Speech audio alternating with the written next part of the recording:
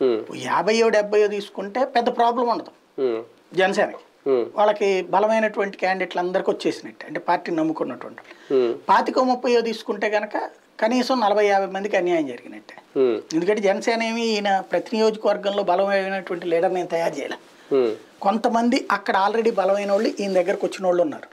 వాళ్ళంతా కలిపితే పార్టీని మొదటి నుంచి నమ్ముకున్నటువంటి వాళ్ళు కానీ ఇట్లాగ వచ్చి బలంగా వ్యవహరిస్తున్నటువంటి వాళ్ళు కానీ ఒక 50-70 మంది మాత్రం ఉంటారు. ఎస్పెషల్లీ తూర్పు, పశ్చిమ గోదావరి, విశాఖ, కృష్ణా, గుంటూరు జిల్లాల్లో మాత్రం చాలా సంఘర్షణ వస్తుంది జనసేనలో కూడా.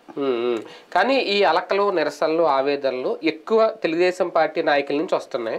పొత్తు పెట్టుకున్న తర్వాత ఈ నిరసనల వల్ల నష్టపోయేది టీడీపీ కంటే జనసేన, బీజేపీల వాళ్ళ పరిస్థితి ఏంటి అప్పుడు? ఇప్పుడు టోటల్ పొత్తులోనే ఒక కన్ఫ్యూజన్ ఉంది. ఏంటంటే ఇప్పుడు తెలుగుదేశం పార్టీ, జనసేన, బీజేపీ పొత్తులు ఫస్ట్ పబ్లిక్ యాక్సెప్ట్ చేయాలి. 2014లో యాక్సెప్ట్ చేయలే. అప్పుడు కూడా ఏంటి అత్యవసరే వేసింది మార్కులు. ఒకసారి మనం గుర్తు తెచ్చుకుంటే 2014లో అత్యవసర మార్కులు వేశారు. 102 కదా వచ్చింది.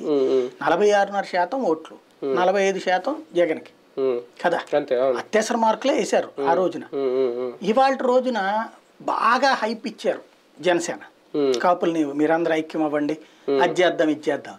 చివరికి వాళ్ళకి రేపు పొద్దున 25-30 పడేస్తే